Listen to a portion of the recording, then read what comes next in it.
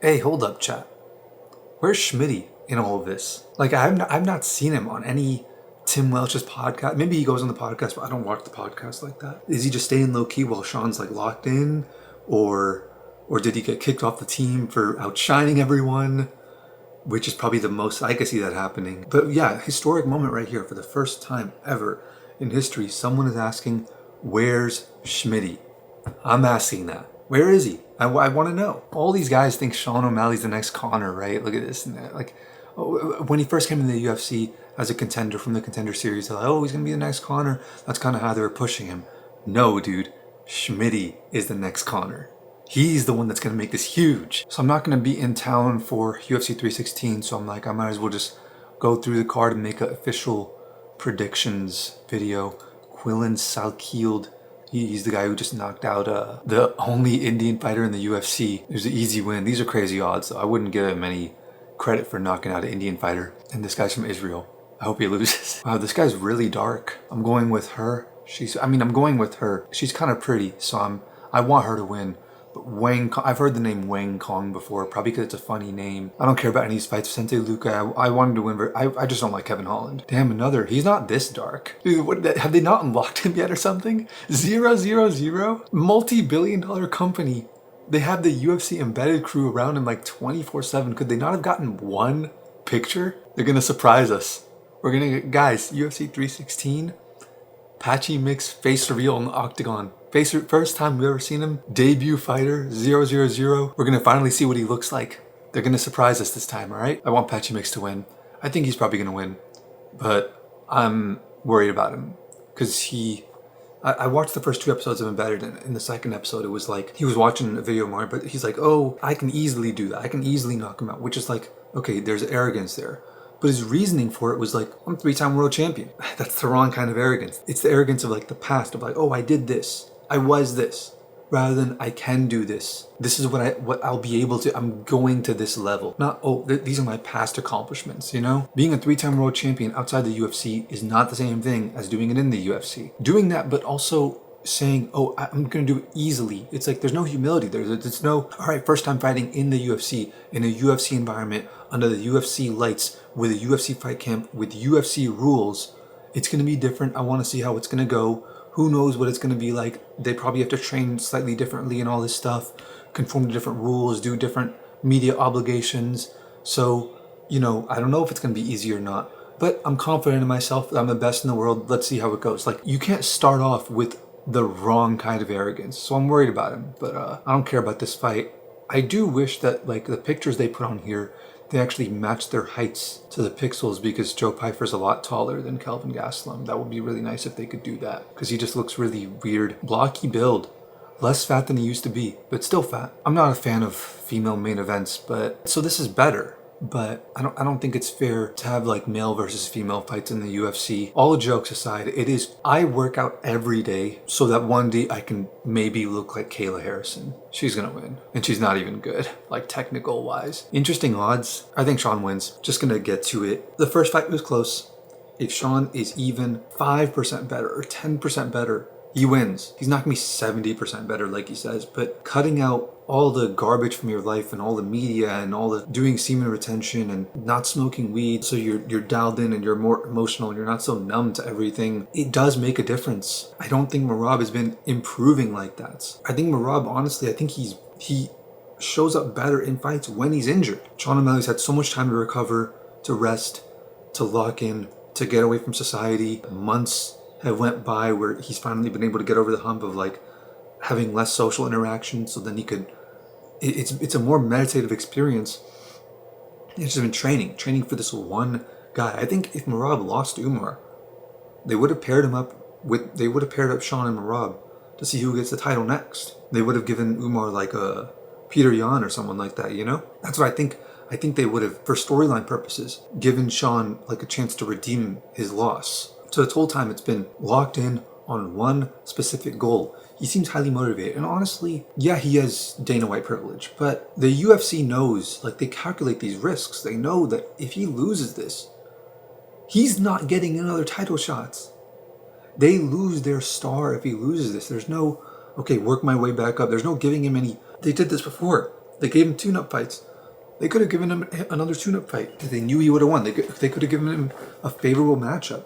But I think it also took some convincing on Sean's part, where he had to go to the UFC and go like, I know you want to give me this. I know you're conflicted.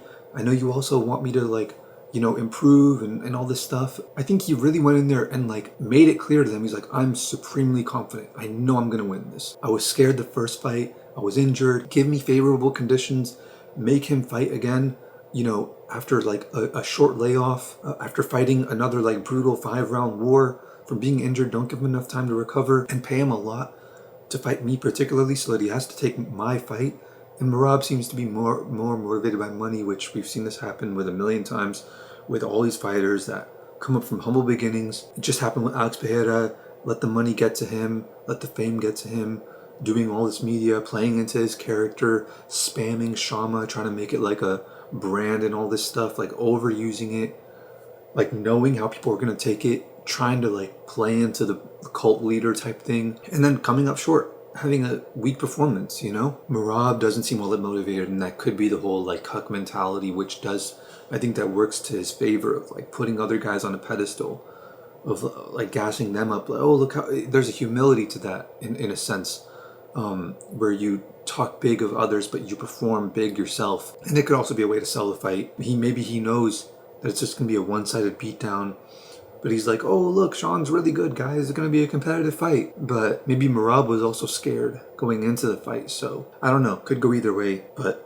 my gut is telling me Sean's gonna go in way more focused, way more precise. Like he's gonna stuff all the takedowns, maybe not all of them, but I feel like he's just gonna point fight the whole time, pitter patter, stay on the outside, stick and move, use way more kicks, 4-1 or 5-0, but like very, very, very like razor close rounds, and win the decision. And let's just be straight up, bro. If O'Malley doesn't win like the rounds and he gets 10-9'd every round, they're still going to give him the win. They're still going to rob Merab. I want Merab to win. Although his personality seems to be going on a bit of a decline, focusing on other things, I still do like his personality more. I still do think he'll have funny moments more. I think if you take like Merab funny moments versus Sean O'Malley funny moments, and you make a compilation, Merab easily, it's not even close, he takes it probably more than like any current UFC champion actually. So like if I were to make a funny moments compilation to like put my mom onto a fighter to like show like, hey, look at this interesting personality, the champion right now to do it for is Merab. He's kind of family friendly and how funny he is, honestly. I can't show my mom like, oh, look at what Jack Della Maddalena said about Ian Gary's kid. Like Merab, personality wise, I want him to win, but even then it's like I don't want him to win as much as I want him to win against Umar. His personality's on decline. Sean O'Malley just has no personality at all. So I had to edit this video where Sean O'Malley was in this vlog. It was a Sarah Safari vlog. It was so painful. I tried to get my friend to edit it, and he's like, dude, I don't even want to edit it. That's why I asked you to edit it. And then we asked Balen Levine's editor to edit it, and he's like, dude, I don't even want to edit this video. Everyone was so dry and so boring in that video the whole time. It was during the Stipe versus John Jones fight. Could have went to the hotel room, put it on the big screen, hooked up the TV. They could have had everyone do a reaction, put all their names in there. Bradley Martin sketch, Nelk Boys. It wasn't the Nelk Boys, but it was like that one guy in the Nelk Boys. They could have had everyone like reacting to the fight. That would have been so cool. But like they come up off their names, industry plants.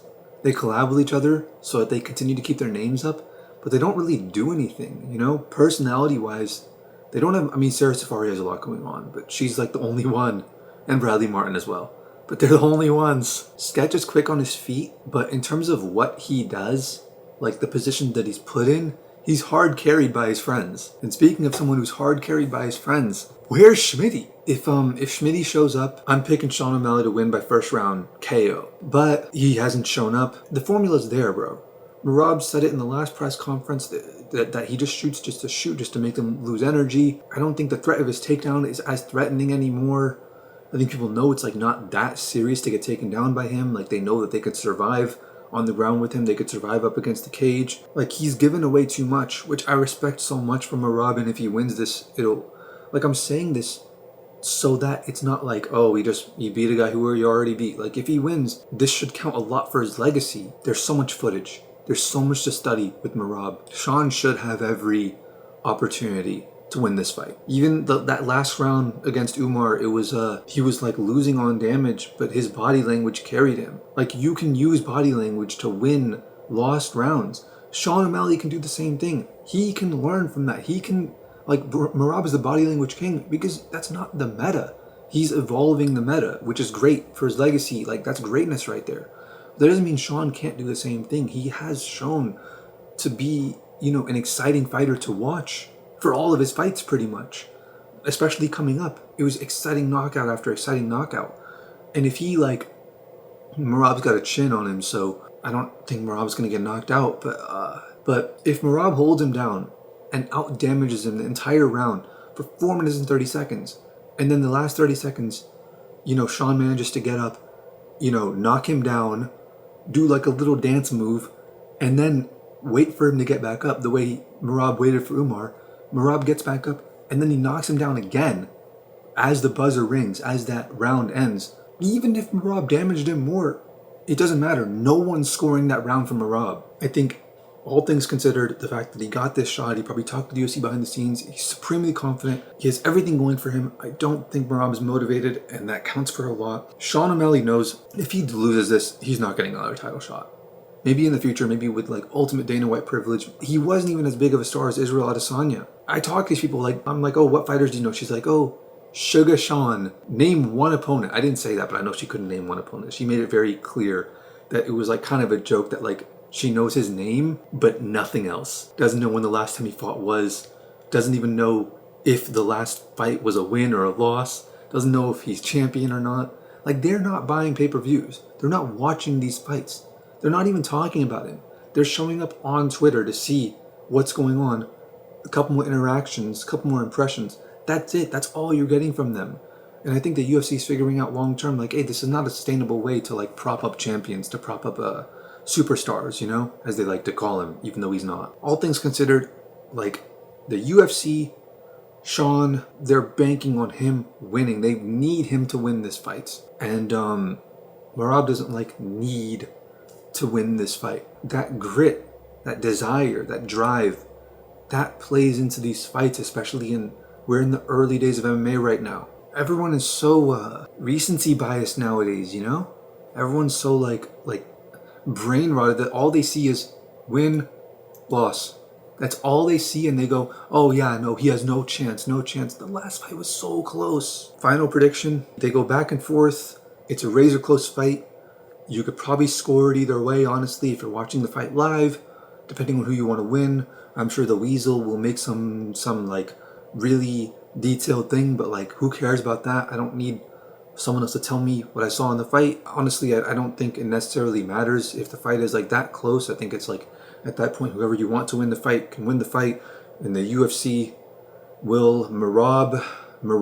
I'm going with Sean O'Malley by split decision robbery.